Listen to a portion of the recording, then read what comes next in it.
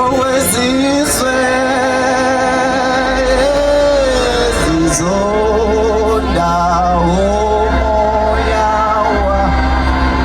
umoya wami ngengakhe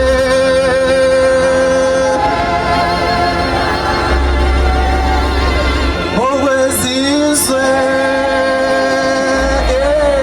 ezizonda umoya wami wese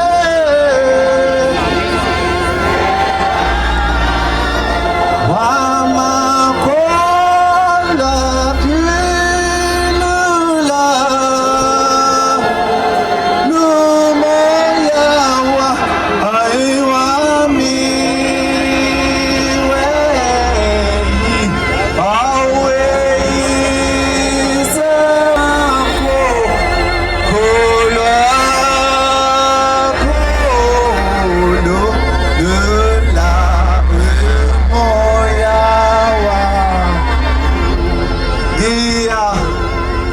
ngiyacela ukukhuleka ngikhuleke esigabeni sobuNazaretha sibonge kakhulu Nxamalala Msholozi ukuthi nathi singamaNazaretha namuhla sesingabantu sesikwazi ukubizwa singene kuma program ezepolitiki okuyipolitiki kuyiyona into ephethe umnotho okuyiyona into ephethe intuthuko yabantu ukuthi nathi ake sithandaze ukuthi akakuphela ukuqopholole ema-ofisi kahulumeni ukuthi nathi ake sithandaze ukuthi ake kube nohulumeni ozokhonsida imithetho eqondene noNkulunkulu okuyena odala umuntu akube nesikhathi la khona kuzoba nemithetho ezolawula ukuthi ayingabe bikho into eyabushini emhlabeni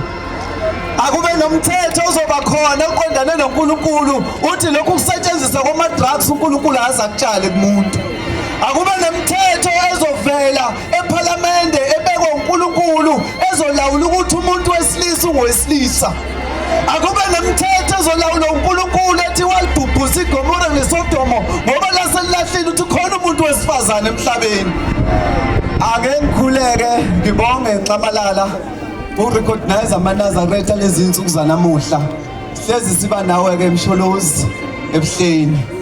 sihlezi siba nawo umshumayeli le ngicelile njengoba ngila ngishiya inkonzo enkulu ebuhleni ngumshumayeli ophethe le region yonke yakamhlaba yalingane esigabeni samaNazaretha nguChairperson wayo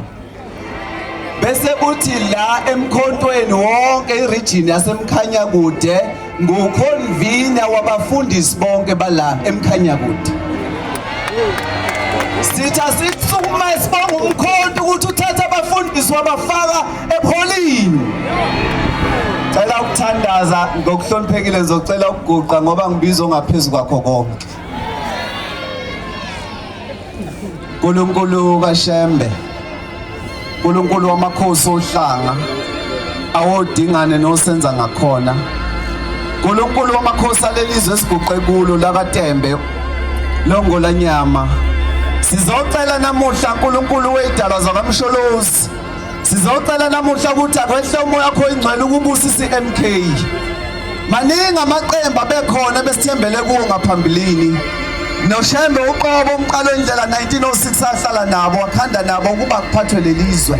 kwathi 1910 wasungula uNazaretha wathi phumani 1912 bayoyisungula iNational African Congress kodwa indleleni lamaqembu onke ahamba aselahla okuyiyona inhloso yokukhulula umuntu omnyama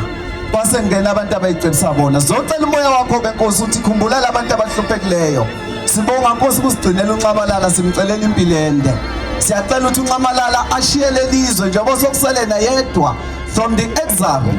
oyekade boshiwe koRobben Island elweni inkululeko ukuthi akangalishiye lelizwe Nkosi yamakhosi nyazi lezulu angakalikhululi simcelela ke i-trust ne-support ne-wisdom okuhlakanipha simcelela nesibindi uyena owazi ama-principles kuphela la eAfrika ukuthi yayisungulele ini entethi inhlangano yabantu abamnyama siyakhuleka ke Nkosi enkulu nyazi lezulu sicela umoya wakho ingcwele wehlele phakathi kwethu busisa labantwana ukhumbule le youth egcwele la efuna imisebenzi ukuba Nkosi akube lenhlangano ezoyinika imisebenzi khumbula insizwa Nkosi elapha Nkosi engasebenzi ukuba uziphi imisebenzi sicelela amandla ukuba Nkosi lezi insizwa zigezeke ziganwe ivuse imizi yoyise sicelela Nkosi nezintombi ephakathi lapha endlini ukuba Nkosi yamakhosi ziphe inhlanhla nokugezeka nokuthandeka insizwa zithathe ithola umendo igane siyacela ke Nkosi busisi MK yethu izisibeke emadleleni ahlaza ngegama lonyazi lezulu kuzwe phakade nami ngiyayikhetha inkosi yasekuphakameni sengiyasuka eZayoni manje inkosi ingangisiza ngokuthi ngifunde ingoma zakhona ngoba njalo mangilandela ivele ijike la iqhubeke ngedwa kodwa ngiyayithanda lezi ngoma ikhona nje le enye ethi mathalente neziphiwo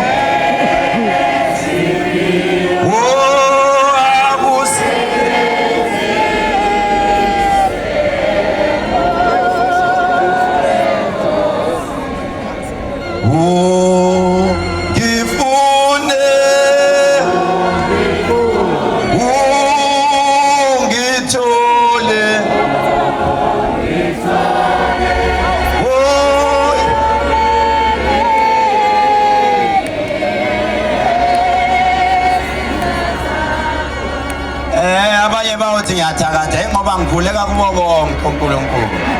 bonke naku-Allah ngiyangena lapho kunempilo khona ngiyangena angithi ngiyiSayoni phela mina ngithi yeah right njengamanje